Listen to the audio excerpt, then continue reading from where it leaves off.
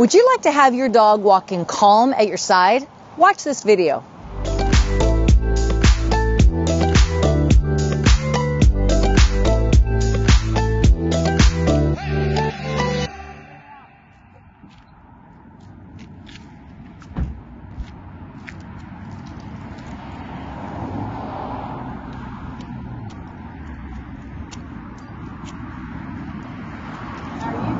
Pretty good. How about you? Yeah, it's good to see you. Well, so one of the things that I talked about with CALMLY last time she was here is that, you know, Rome wasn't built in a day, and this is a very powerful dog. She is Malinois, Husky, Shepherd, and Akita.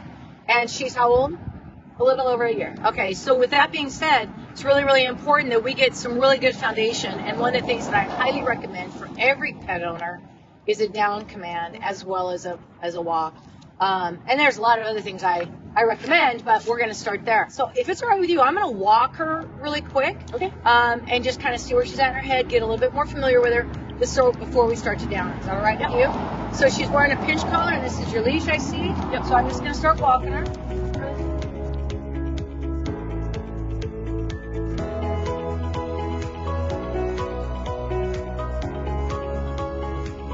So a couple things that she's doing. Number one, so she's crowding me just a little bit, but I don't care about that right now. Okay. If I was because we're gonna be adding to that today. Okay. A couple things. Number one, so she's crowding me a little bit, so I'm gonna correct her back a little further, get her off my leg. However, being on my leg, I'd rather have her in this position, but I mean, she's brand new, and because she got spayed, you had to give her. You were here 3 weeks ago, and she had 10 days of at least not being worked. And so the other thing is, when I asked her to sit, last time I didn't have her sit at all because she wasn't very social in the beginning, and she had to learn to kind of get to know me a little bit. And so when I go to sit her, the reason she puts her butt out is because she's a little bit worried about my space, and so that's just a little bit of avoidance. I'm not going to correct a crooked sit right now because that's not the purpose of the exercise. The purpose of the exercise is just to walk with me, and then when I go to sit or whatever, that was just to kind of calm everything. Yeah. Over time, we would absolutely fix that. Okay? Now let's look at what you're doing, and we'll critique it and make it better. Go ahead and start some big turns to the correct her back. There you go. Correct her again. Correct her back. Correct her back. There you go.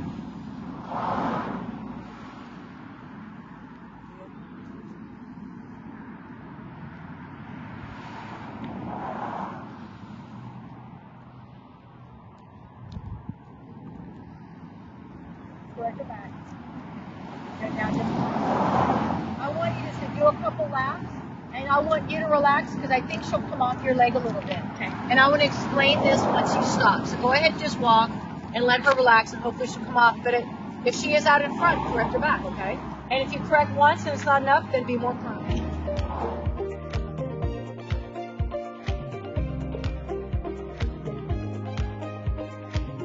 So when you go ahead and approach and put her on sit. Gently say sit. Just right there, a little bit of affection. No talking, just very nice. Very nice. Look at that.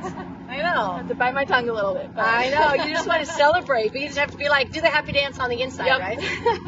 What I was going to say is this. There's a thing called healing by Braille. Okay. And so a dog can learn. There's a couple things that cause it. Sometimes it's wrong introduction, but the dog learns that if he can lean against you, press against you, it's like I can feel you, so I can actually look over here because I'm touching you. Whereas we want the dog off of us. Back, she's a little bit too far in front, okay. And she's crowding, and she could be two things. She could be overcompensating because she doesn't want to be wrong, but we still want her off of us. Okay. So you're going to correct back to force that issue. Number two, though, but some dogs learn to heal by Braille. They literally are touching you, so they're actually, instead of, their mind's actually not on you. So, like, is it a better way to explain it? Like, if you close your eyes, I could grab your arm, and I can steer you around because you can feel me, right? Whereas if it's all right if she lays down. It's beautiful if she settles. It's a calm brain, right? So, but if she's leaning against you, her brain could actually be disengaged from you, looking somewhere else, as opposed to being off of you, having to watch you. Healing by Braille allows the brain to disengage and still stay on you or with you. Well, we don't want her on you, so I want you to correct her back. I'm going to walk her for a second. There's something else you can do. When you go to correct her back, you could also bring up this outside knee and gently tap her off and be like, get off my space. Okay. Because she's learning. She doesn't know what it's supposed to look like yet because it's never been exactly right. Yeah. So we still need to show her. So you can correct here, but you can also touch a little bit here. It will just bump her back a little bit. Okay. Okay?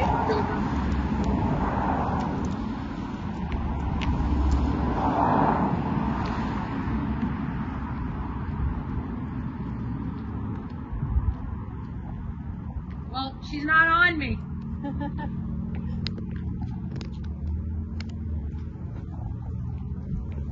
See how I just did that?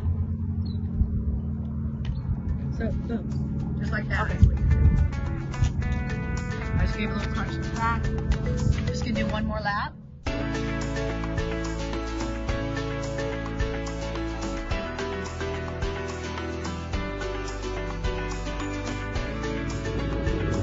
Sit.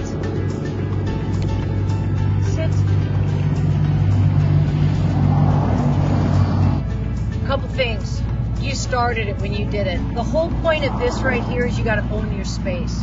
So if she's crowding you right here, she's still wrong. You're gonna. So anytime you disagree with disrespect. So really quick, as a leader, you never give up your space. Okay. That's why when she went to paw you, you don't back up. You step in. Okay. Okay. This is look at that. Look how settled she is. And then yep, that's fine. So, but this she has to respect my space when I'm walking. So if she's crowding me a little bit, but she has to be shown in a way that she's going to understand. But if she was crowding a dominant dog, the dog would bite her, right? And disagree with the disrespect or nip her or whatever, right? And own their space, or vice versa. If she was going to be more dominant than the dog she's with and they crowd her, she's going to disagree. Well, you're the dominant dog, right? Okay. And so not only are we correcting back for crowding or for positioning, but you also bump her off of you just to show her. But even when I started, she was already off my leg and back further than the very first time I walked her. And then the reason I was able to drop the line like that while I was walking was because her brain is calm, surrendered, and engaged, and she's in a following migration mode mindset. Yeah. So I'm going to have you, as soon as I'm going to have you start walking her, we're going to just finish with that, okay? Okay. Whenever you're ready, go ahead and start walking her. Shorten your line. Correct her back. Good. And if you need to, go ahead and try to do your best to go ahead and bump her off.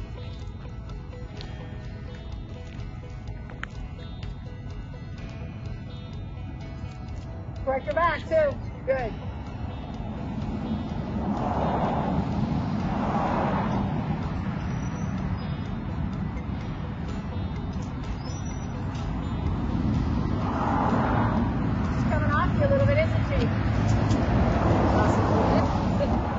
This is the 3 things to gauge your walk if it's correct and where you want her to be. That leash comes out of your hand and goes straight down to her collar. Her ears are back, which is a respectful mindset, and her tail is relaxed and down.